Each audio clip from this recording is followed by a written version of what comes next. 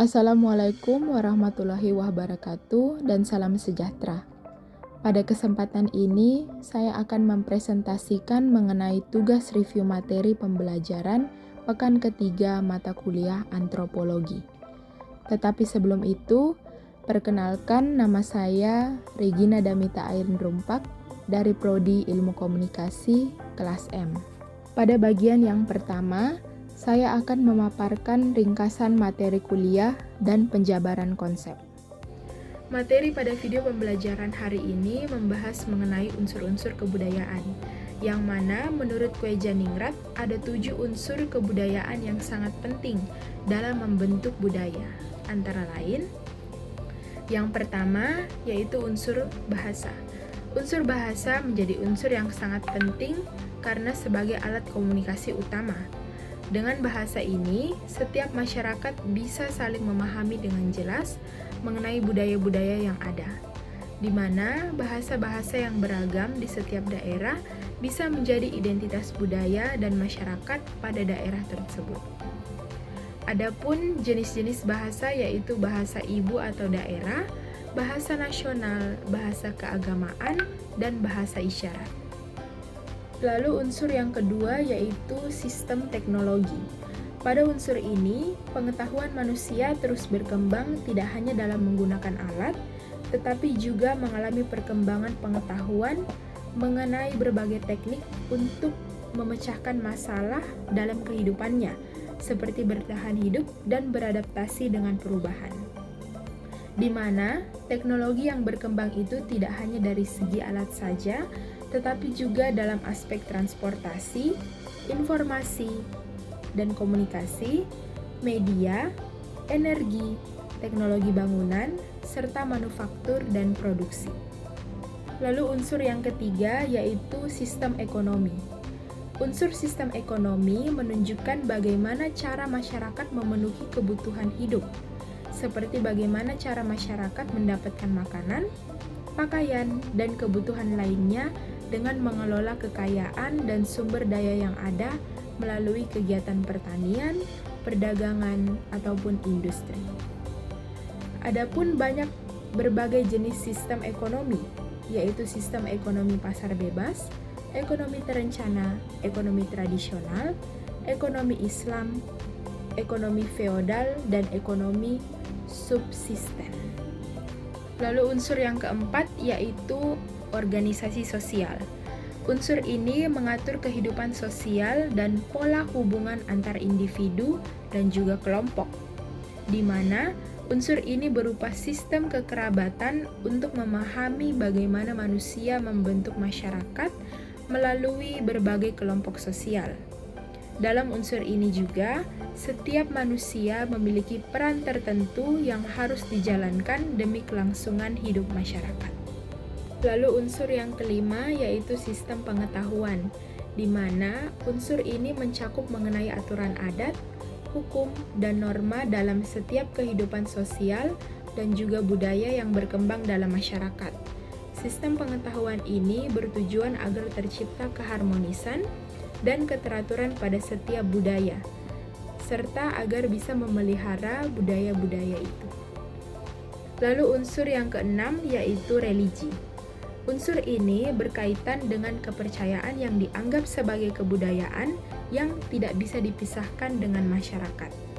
Dalam unsur ini, terbentuk emosi keagamaan yang mendorong masyarakat melakukan tindakan yang bersifat religius atau sakral.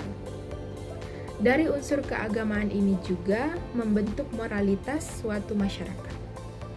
Lalu unsur yang terakhir yaitu kesenian.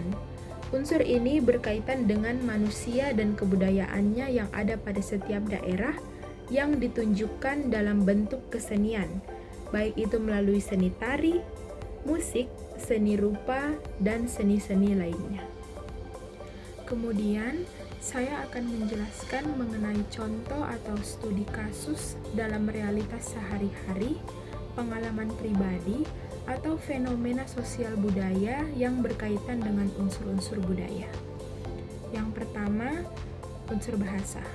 Contohnya yaitu masyarakat yang lahir dan tinggal di daerah Sulawesi tentu akan menggunakan bahasa yang berasal dari daerah asalnya, di mana setiap daerah di Sulawesi bahkan memiliki bahasa daerahnya masing-masing dalam berkomunikasi sehari-hari sebagai bagian dari budaya bahasanya dan sudah menjadi ciri khas budaya daerah tersebut.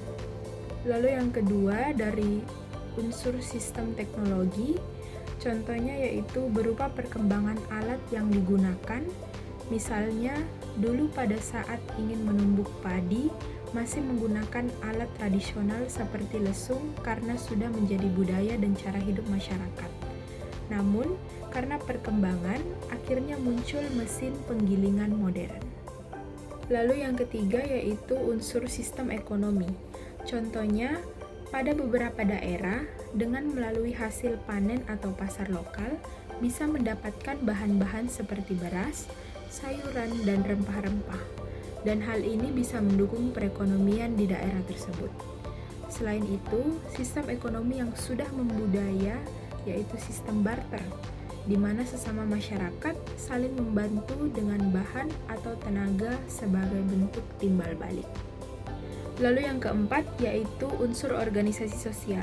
Contohnya, dalam hubungan kekeluargaan dan kekerabatan, setiap anggota keluarga memiliki tugas dan tanggung jawabnya masing-masing.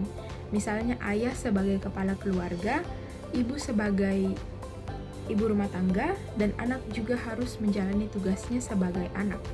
Setiap anggota harus menjalankan perannya dengan baik demi kelangsungan hidup dalam keluarga itu. Lalu yang kelima, ada unsur sistem pengetahuan.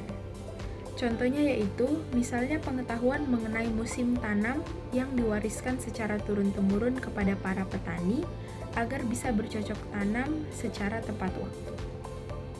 Lalu unsur yang keenam, ada religi. Contohnya, upacara adat suku Toraja yaitu Manene, di mana menjaga dan menghormati leluhur dengan membersihkan dan mengganti pakaian jenazah. Selain itu, ada juga ritual bernama Acera Kalompoang, yaitu ritual pembersihan benda-benda pusaka kerajaan Goa yang dilakukan setiap selesai sholat Idul Adha. Lalu unsur yang terakhir yaitu kesenian. Contohnya yaitu berupa kesenian di Sulawesi Selatan, yaitu tari Paduka Bosara yang berasal dari Bugis. Tari ini menjadi tarian selamat datang yang menggambarkan penghormatan kepada tamu yang datang.